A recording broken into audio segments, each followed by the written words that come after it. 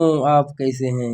उम्मीद करते हैं कि आप स्वस्थ भी होंगे और मस्त भी होंगे और अपनी तैयारी को धार देने में लगे होंगे। और आज हम क्या देखेंगे? मानव नेत्र।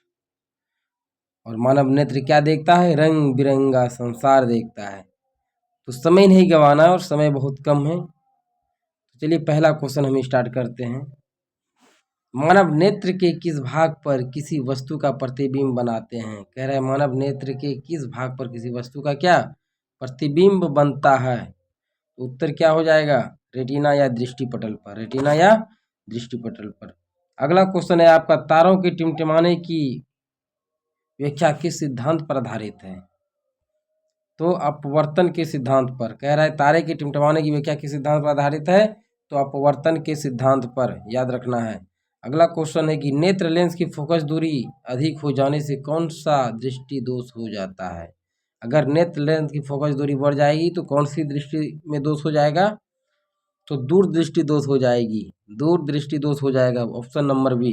अगला क्वेश्चन है कि नेत्र में किसी वस्तु का बना प्रतिबिंब होता है, यानी कि आंख में जो कोई वस्तु का प्रतिबिंब बनता है तो कैसा बनता है? वास्तविक बनता है, उल्टा तथा छोटा बनता है। वास्तविक, उल्टा तथा छोटा। तो ऑप्शन नंबर क्या हो जाएगा? सी हो जाएगा। अगला क्वेश्चन है, जो नेत्र निकट स्थिति वस्तुओं को स्पष्ट नहीं देख पाता है उस नेत्र में होता है, उस नेत्र में क्या होता है? दूरदृष्टि दोष होता है। उस नेत्र में क्या होता है? दूरदृष्टि दोष होता है।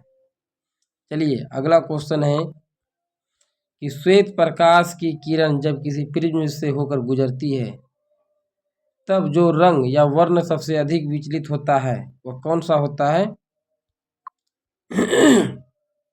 तो बैगनी होता है। कौन सा होता है?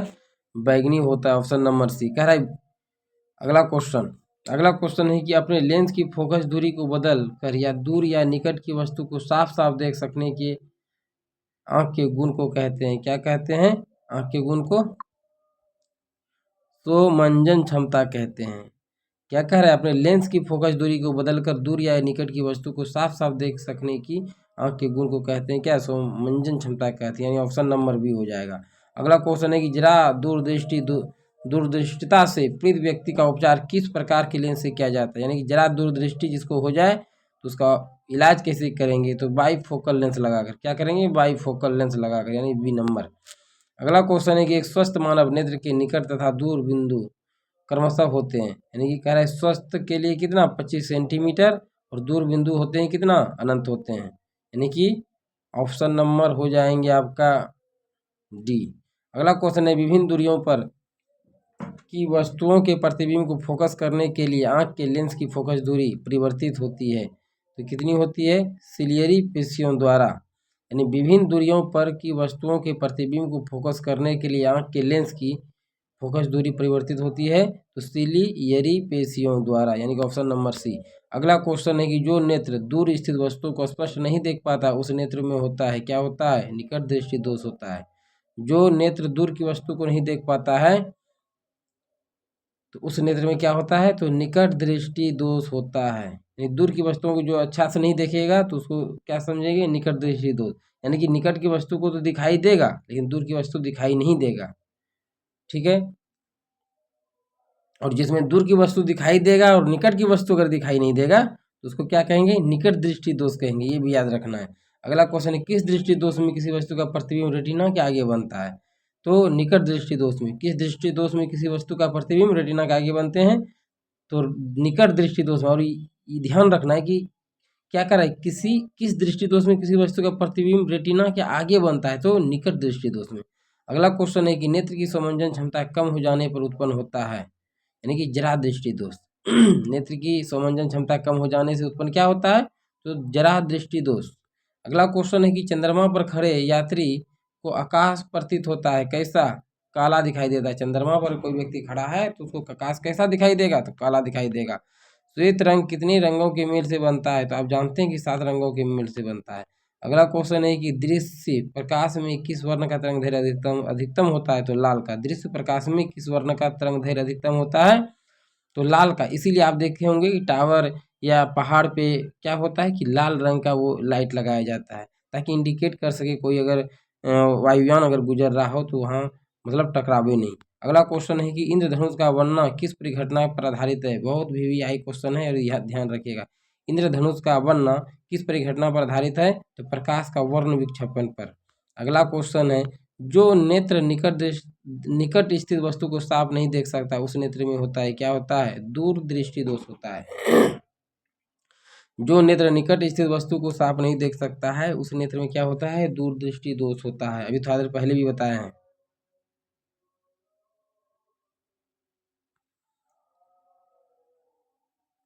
अगला क्वेश्चन क्या है, किसी कोलाइडी विलयन में निलंबित कणों से प्रकाश के प्रकीर्णन को कहा जाता है, क्या कहते हैं, टिंडल प्रभाव। किसी कोलाइडी विलयन में निलंबित कणों से प्रकाश के प्रकीर्णन को क्या कहा जाता है, टिंडल प्रभाव। वीवीआई क्वेश्चन है। सामान्य मानव नेत्र को दूर बिंदु, सामान्य मानव नेत्र को दूर बिंदु कितना होता है, अनंत पर होता है। सामान्य मानव नेत्र के दूर बिंदु कितना होता है, अनंत पर होता है। अगला क्वेश्चन है निकट दृष्टि दोष वाले व्यक्ति के चश्मे में होता है अवतल लेंस लगा। जो निकट दृष्टि दोष वाले व्यक्ति होंगे वो किस प्रकार का चश्मा पहनेगा, तो अवतल लेंस वाला पहनेगा। अगला क्वेश्चन है कि मानव नेत्र में उपस्थित लेंस है उत्तल, मानव नेत्र में उपस्थित लेंस है उत्तल। निकट निम्न में किस दृष्टि दोष में नेत्र को क्रिस्टलीय लेंस धुंधला और पारदर्शी हो जाता है, तो मोतियाबिंद में। अगला क्वेश्चन है कि स्पेक्ट्रम प्राप्त करने के लिए किसका उपयोग किया जाता है, तो प्रिज्म का। स्पेक्ट्रम प्राप्त करने के लिए किसका उपयोग किया जाता है, तो प्रिज्म का किया जाता है। अगला क्वेश्चन है स्पेक्ट्रम में किस रंग की किरण का विचलन या झुकाव कम होता है, तो लाल का। स्पेक्ट्रम में किस रंग की किरण का विचलन या झुकाव कम होता है, तो लाल का। अगला क्वेश्चन है कि दीर्घ दृष्टि के निवारण के लिए उपयोग किया जाता है, क्या किया जाता है, उत्तल लेंस। दीर्घ दृष्टि के निवारण के लिए उपयोग किया जाता है उत्तल लेंस का। अगला क्वेश्चन है प्रिज्म से प्रकाश की कौन सी परिघटना घटती है, तो वर्ण विक्षेपण का। थोड़ा देर पहले बताए थे, प्रिज्म से प्रकाश की कौन सी परिघटना का घटती है, तो वर्ण विक्षेपण। यानी प्रकाश जो है कई भागों में विभक्त हो जाती है, इसी को कहते हैं वर्ण विक्षेपण। प्रकाश के किस रंग का तरंगदैर्घ्य सबसे कम होता है, सबसे कम की बात करेंगे तरंगदैर्घ्य तो बैगनी, और सबसे अधिक लाल। अगला क्वेश्चन है आकाश का रंग नीला प्रतीत होता है किसके कारण, प्रकाश के प्रकीर्णन के कारण। आकाश का रंग नीला प्रतीत होता है प्रकाश के प्रकीर्णन के कारण। अगला क्वेश्चन है आंख व्यवहार करता है किस प्रकार का, तो उत्तल लेंस की तरह। बस ये याद रखना है कि आंख आप देखे होंगे, सब आप सब अपना अपना आंख देखिएगा, उसमें क्या आंख का देखिए सतह उभरा हुआ है, इसीलिए उत्तल लेंस की तरह व्यवहार करेगा, ये याद रखना है। एक साधारण प्रिज्म कितने सतहों से घिरा होता है, तो 5 सतहों से। एक साधारण प्रिज्म कितने सतहों से घिरा होता है, तो 5 सतहों से घिरा होता है।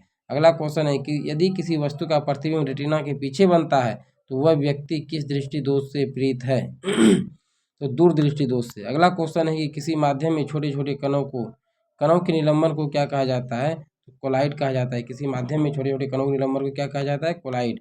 अगला क्वेश्चन है क्या नेत्र गोलक का व्यास लगभग होता है, तो 2.3 सेंटीमीटर होता है। अगला क्वेश्चन है विद्युत सिग्नल कौन उत्पन्न करता है, तो प्रकाश सुग्राही करता है। विद्युत सिग्नल कौन उत्पन्न करता है, तो प्रकाश सुग्राही करता है। अगला क्वेश्चन है सिग्नलों की व्याख्या कहाँ होती है, सिग्नलो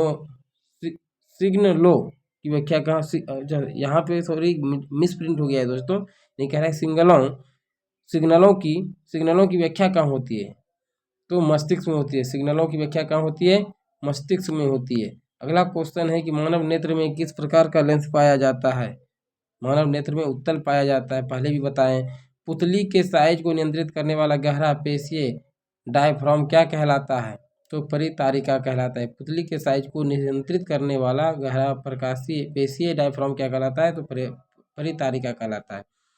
अगला क्वेश्चन है आपका कि आंख की पुतली किस प्रकार कार्य करती है, तो परिवर्ती द्वार की भांति।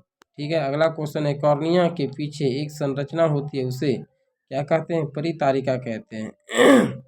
अगला क्वेश्चन है आपका निकट दृष्टि दोष उत्पन्न होने का क्या कारण है, तो अभिनेत्र लेंस की वक्रता बढ़ जाना। निकट दृष्टि दोष उत्पन्न होने का क्या कारण है, तो अभिनेत्र लेंस की वक्रता बढ़ जाना। अगला क्वेश्चन है निकट दृष्टि दोष दूर करने के लिए किस लेंस का व्यवहार होता है, तो अवतल का होता है। निकट दृष्टि दोष दूर करने के लिए किस लेंस का व्यवहार करते हैं हम लोग, अवतल लेंस का करते हैं। अगला क्वेश्चन है कि आंख में प्रवेश करने वाले प्रकाश की मात्रा को नियंत्रित करता है, परितारिका करता है। आंख में प्रवेश करने वाले प्रकाश की मात्रा को नियंत्रित कौन करता है, तो परितारिका करता है। अगला क्वेश्चन है कि नेत्र में प्रवेश करने वाले प्रकाश किरणों का अधिकांश अपवर्तन होता है कॉर्निया के बाहरी पृष्ठ पर। नेत्र में प्रवेश करने वाले प्रकाश किरणों का अधिकांश अपवर्तन होता है कॉर्निया के बाहरी पृष्ठ पर। अगला क्वेश्चन है आपका, मंद प्रकाश में किसकी शिथिलता से पुतली पूर्ण रूप से फैल जाती है? तो उत्तर क्या हो जाएगा? परितारिका की शिथिलता से। अगला क्वेश्चन है, नेत्र गोलक के गोल होने पर देख पाते हैं निकट की वस्तुओं को। नेत्र गोलक के गोल होने पर देख पाते हैं निकट की वस्तुओं को। अगला क्वेश्चन है कि वस्तु को हटा लेने के बाद भी नेत्र पटल पर प्रतिबिंब कितने सेकंड तक रहता है? 1/10 सेकंड। VVI क्वेश्चन है और इसको याद रखना है कि वस्तु को हटा लेने के बाद भी नेत्र पटल पर प्रतिबिंब कितने सेकंड तक, यानी कि कहने का मतलब कि कोई वस्तु को हम देखते हैं और अगर वो फिर हटा लिया जाए तो हमारे नेत्र पर वो कितने सेकंड तक रहेंगे, मतलब मतलब याद के रूप में, तो 1/10 सेकंड। अगला क्वेश्चन है, दृष्टि निर्बंधन सिद्धांत का उपयोग कहाँ किया जाता है? चलचित्र प्रक्षेपण में। दृष्टि निर्बंधन सिद्धांत का उपयोग कहाँ किया जाता है? चलचित्र प्रक्षेपण में। अगला क्वेश्चन है क्या, कॉर्निया के पीछे क्या है जो काले रंग की पेशियों का समुच्चय है? तो परितारिका। कॉर्निया के पीछे क्या है जो काले रंग की पेशियों का समुच्चय है? तो परितारिका है।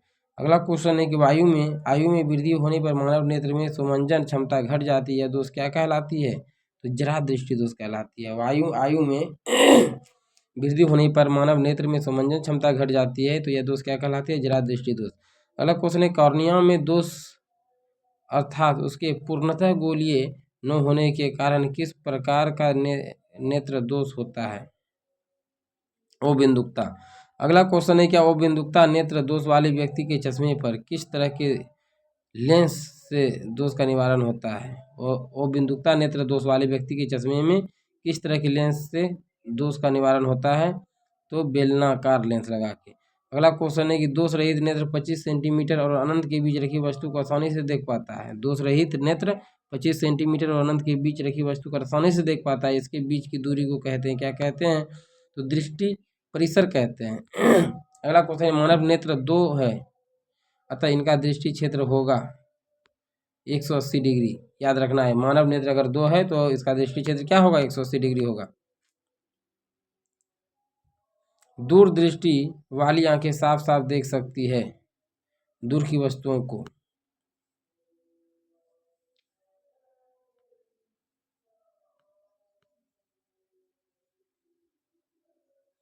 दीर्घ दृष्टि दोष होने का क्या कारण है?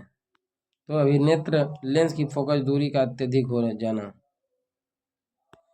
अगला क्वेश्चन है, अभिनेत्र लेंस की फोकस दूरी में परिवर्तित किया जाता है। अभिनेत्र लेंस की फोकस दूरी परिवर्तित किया जाता है तो पक्षामाभि द्वारा।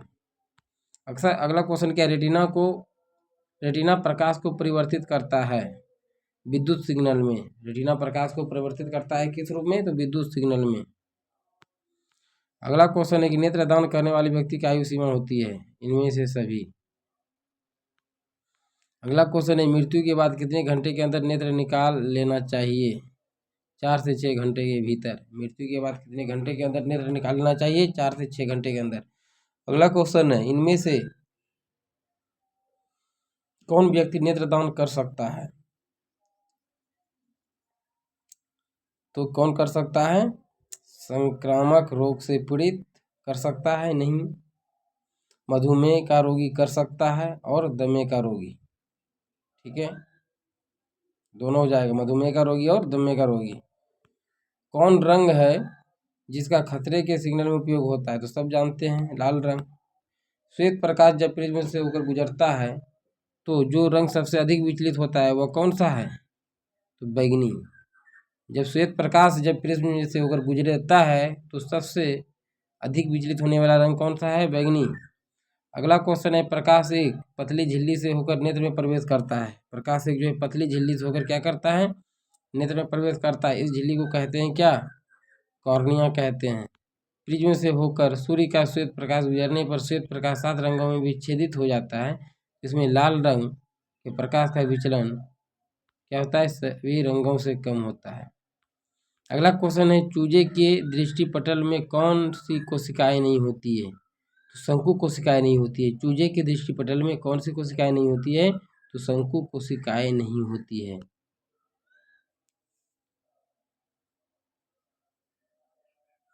अगला क्वेश्चन है, सूर्योदय और सूर्यास्त के समय सूर्य का गोला दिखता है कितना चपटा, कैसा दिखता है? चपटा दिखता है। सूर्योदय और सूर्यास्त के समय सूर्य का गोला दिखता है कैसा? चपटा। अगला क्वेश्चन है, कांच का अपवर्तनांक किस वर्ण के लिए अधिकतम होता है? तो बैंगनी के लिए होता है। कांच का अपवर्तनांक किस वर्ण के लिए अधिकतम होता है? तो बैंगनी के लिए। अगला क्वेश्चन है कि लाल गुलाब को हरे प्रकाश में देखा जाए तो यह कैसा प्रतीत होता है? तो काला प्रतीत होता है। ठीक है। अगला क्वेश्चन है, प्रकाश का प्राथमिक वर्ण कौन सा है? तो तीन तो है, लाल, हरा और नीला। इसी को लहनी कहते हैं हम लोग। ठीक है। अगला क्वेश्चन है, पेशियों के शिथिल होने पर अभिनेत्र लेंस की फोकस दूरी लगभग होती है कितनी होती है? 2.5 सेंटीमीटर। अगला क्वेश्चन है, अति सूक्ष्म कण किस तरह के प्रकाश को प्रकीर्ण करते हैं? तो नीला। अति सूक्ष्म कण किस तरह के प्रकाश को प्रकीर्ण करते हैं? तो नीला करते हैं। अगला क्वेश्चन है, किसी प्रिज्म से होकर गुजरने वाले प्रकाश के लिए आपतन कोण I और अपवर्तन कोण R हो तो निर्गत कोण का मान क्या होगा? तो LI के बराबर होगा। अगला क्वेश्चन है कि वास्तविक सूर्यास्त और आभासी सूर्यास्त के बीच लगभग कितने समय का अंतर होता है? तो 2 मिनट का होता है। वास्तविक सूर्यास्त और आभासी सूर्यास्त के बीच लगभग कितने मिनट का अंतर होता है? तो 2 मिनट का होता है। अगला क्वेश्चन है कि उदय और अस्त होते समय सूर्य दिखाई देता है लाल। उदय और अस्त होते समय सूर्य कैसा दिखाई देता है? तो लाल देता है। एंगस्ट्रम का मान क्या होता है? एंगस्ट्रम का मान क्या होता है? 10⁻⁻10 मीटर। अगला क्वेश्चन है, प्रिज्म से प्रकाश की कौन सी परिघटना घटती है? वर्ण विक्षेपण का। प्रिज्म से प्रकाश की कौन सी परिघटना घटती है? तो वर्ण विक्षेपण का। अगला क्वेश्चन है, नेत्र लेंस की फोकस दूरी अधिक हो जाने से कौन सा दृष्टि दोष होता है? तो दूरदृष्टि दोष। नेत्र लेंस की फोकस दूरी अधिक हो जाने से कौन सा दृष्टि दोष होता है? तो दूरदृष्टि दोष होता है। किस दृष्टि दोष में किसी वस्तु का प्रतिबिंब रेटिना के आगे बनता है? तो निकट दृष्टि दोष में। किस दृष्टि दोष में किसी वस्तु का प्रतिबिंब रेटिना के आगे बनता है? तो निकट दृष्टि दोष में। नेत्र की स्वमंजन क्षमता कम हो जाने से उत्पन्न होता है जरा दृष्टि दोष। इसके पहले भी पढ़े थे हम लोग। तारों के टिमटिमाते प्रतीत होने का कारण है VVIO क्वेश्चन याद रखना है, वायुमंडलीय अपवर्तन। तारों के टिमटिमाने का प्रतीत होता है क्या? वायुमंडलीय अपवर्तन। सॉरी, गलती बोल दिए थे दोस्तों उत्तर हम।